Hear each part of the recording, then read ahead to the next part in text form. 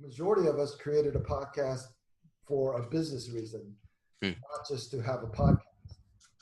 So what I wanted to do, and it's good that we only have 4 people. What I wanted to do is I wanted to share with everybody, and I'm recording this because some people requested that I record it. I wanted to share with everybody what my thinking was as far as my go-to market strategy. And then whoever's on the call, the 3 of you can give me kind of like feedback on what I'm thinking as far as my go-to market strategy. And then after that, each one of you can tell us a little bit about what is the next step for your podcast. And then we can kind of learn what each other's doing. So you can kind of see what I'm doing. You can steal ideas, or you can give me new ideas on what I'm doing. And then we'll just help each other with new ideas. And then we can improve the business side of broadcasting. Okay. Okay, does that sound good? So what I'm going to do, and you know, these calls don't have to go an hour. We'll just basically see how it goes. But what I'm going to do is I'm going to share a screen because I created a small presentation. It's only going to take like less than 10 minutes. Basically my go-to market strategy. All right.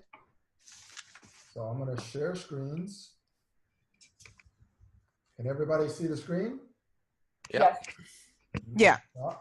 I'm going to really quick walk everybody through my go-to market strategy. It's going to be really quick, just so you can get an idea of how I'm approaching the business side of podcasting.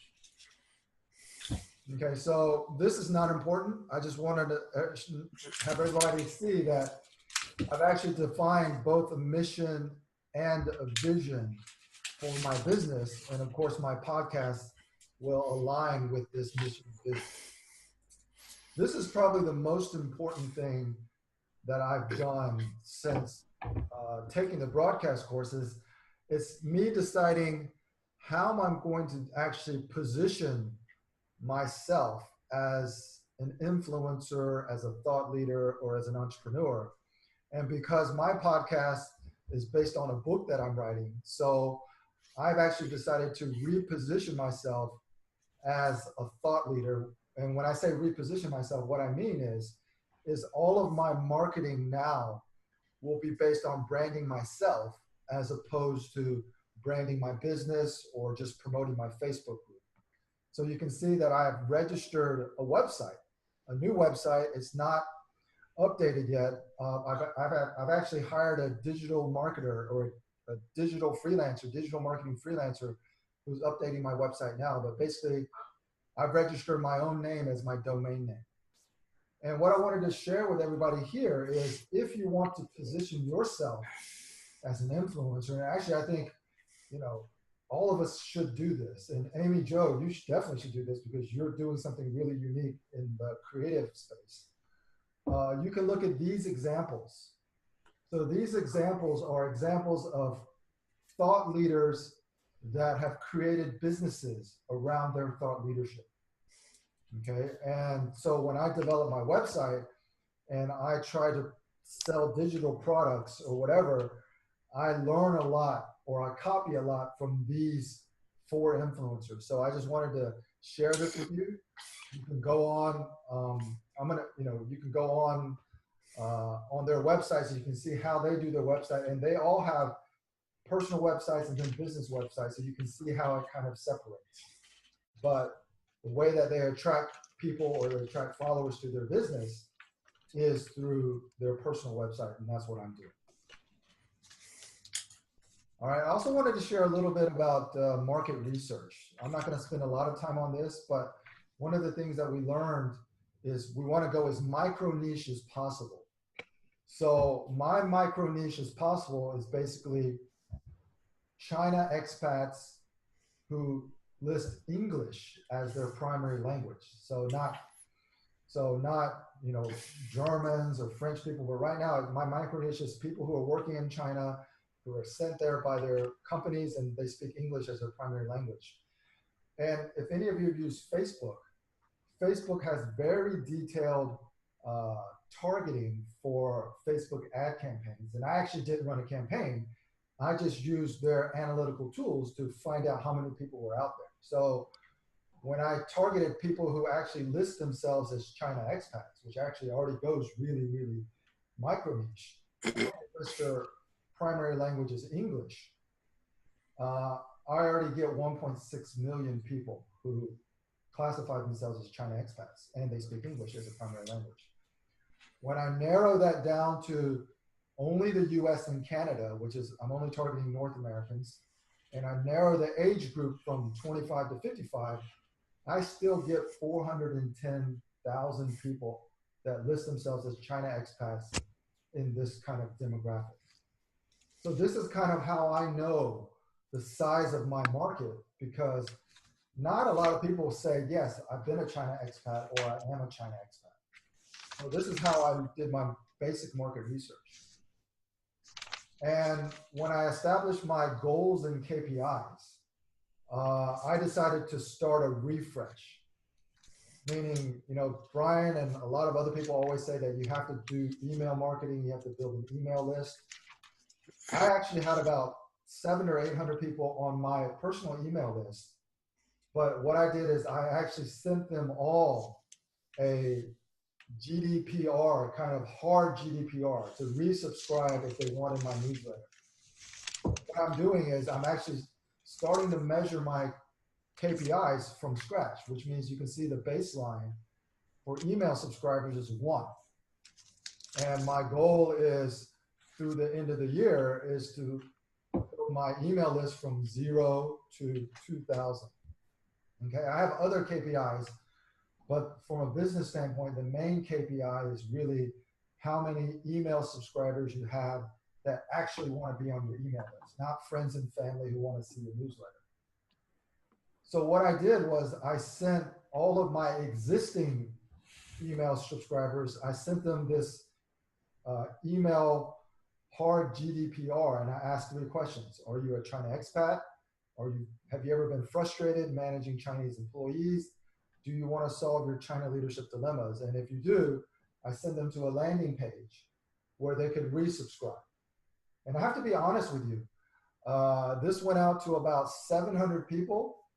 Less than 10% resubscribed.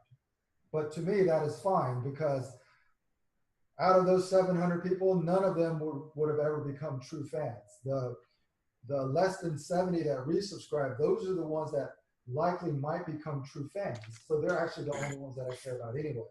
And then now I'm starting a completely new digital marketing strategy to actually start reaching people who would become my true fans.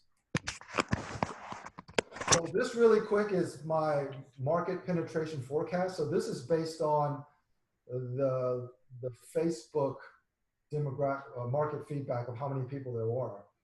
And you can see that between now and the end of 2018, which is this year, I'm just doing kind of a product launch. This is where I'm launching my digital products. But my 5-year product service roadmap, which is basically what Brian's doing now, that doesn't start until next year. And that's all based on the global market penetration and the North American market penetration, just based on that very, very simple Facebook market research. And so what am I doing this year in 2018? So at the bottom, you can see I'm launching what I call Mindset for China Business webinars. These are free webinars. I'm going to be using these as lead magnets to attract email subscribers. So I'm going to be promoting this free Mindset for China Business webinar, but in order to register, you have to give me your name and your email address, right? So I'm going to be launching on July the 25th. I'm going to be doing one every month. So these will all be lead magnets that I'm going to be promoting through social media to try to capture email addresses. You can attend this free webinar in exchange for your name and your email address. I'm also going to be delivering some other lead magnets and low-cost products. Basically, a lot of my content can be repurposed into PDF files, like Communications in China 101, the top misperceptions, killer tips, whatever. So I'm going to be creating some of these PDF files that I'm going to be giving to people if they sign up for my newsletter or if they register for my webinars. So these are all kind of low-cost products and lead magnets that I'm going to be launching over this year. And I'm writing a book. So I actually may give free copies of the ebook out for people who give me their email address. So I may actually use my book as a lead magnet. Instead of trying to sell my book, I'm actually going to try to use it as a lead magnet. And then starting in 2018, I plan to launch one core product. That means that's either a master class or a business accelerator that I will sell for, $1,000 to $3,000. I'm going to be building an audience for that and launching that next year. So this whole year is just building my initial subscriber of emails. So I also wanted to share a little bit real quick about my content strategy and how do we create more content. So this is what I'm doing. So I've been a guest on 12 other podcasts that have already been recorded, okay, including yours, Amy Jo, and also I think including yours, Joel. What I'm doing is I'm taking those and first of all, I'm transcribing them. And then I'm creating shorter audio clips that I can repost to Apple Podcasts and re-promote just as a shorter clip. It's just like me answering some question that's related. Instead of listening to 45 minutes, you just get this 2 to 5 minute, really concentrated me answering some question that somebody asked me.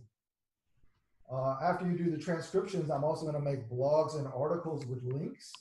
So like my interview with Serafina, I have that entire transcription. I can just post that entire transcription to Medium and to LinkedIn, and then link that back to the podcast, link that back to YouTube, and link that back to my personal website. And that's just a lot more channels to actually link your content to. Once I have the transcriptions, I can also just take clips because it's transcriptions of the raw video. I can actually make YouTube clips and post that to YouTube. And what I find is when I'm being interviewed, I'm basically giving similar answers to some very similar topics. For example, somebody asked me about how do you develop Guanxi relationships in China? What is the meaning of giving face in China? Well, I answered that question 3 or 4 different ways, but it's the same question. So what I can do is I can also make compilation podcasts where this is the question and this is kind of 4 different ways that I've answered this question and people can listen to it like that. I'm also exploring additional KOL shows, and this is kind of a collaboration. So I'm actually talking with a couple people in our Broadcaster Enough Accelerator to actually co-produce shows together where instead of it's just me either talking or me interviewing somebody, we kind of like have 2 people and we form kind of like a show where we are having a conversation with each other, but it's a regular conversation around a very specific set of topics. And those are called collaborations. I'm also working with local universities. So I'm also working with interns, and I'm helping interns develop their own podcasts as their internship project.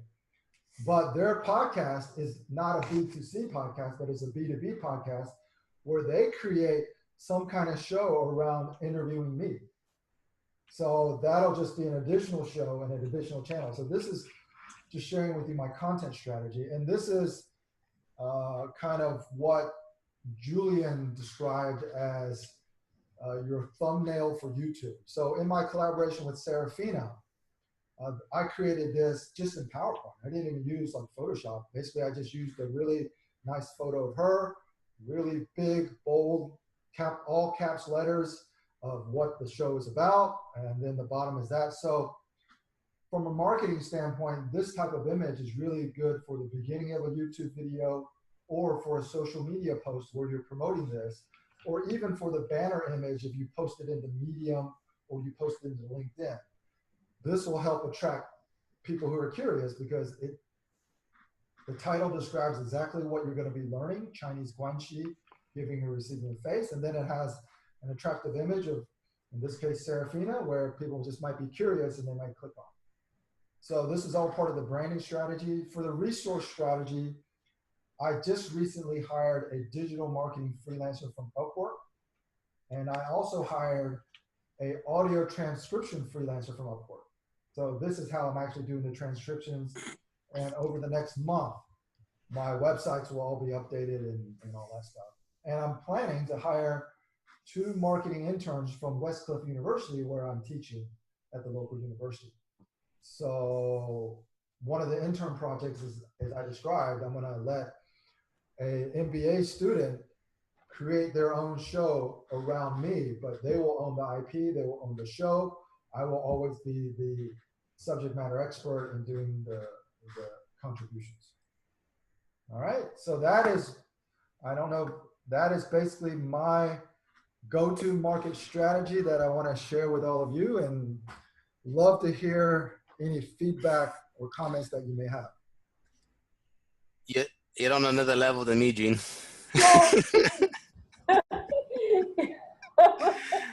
What? You've got it all mapped out. I'm definitely not there. No, not me. Oddly enough, I just went through this on an online chat. I'm at the point where I'm trying to understand, like, you've got all those thousands of followers on LinkedIn and all the other different platforms. I'm trying to get to grips with understanding how to generate those people.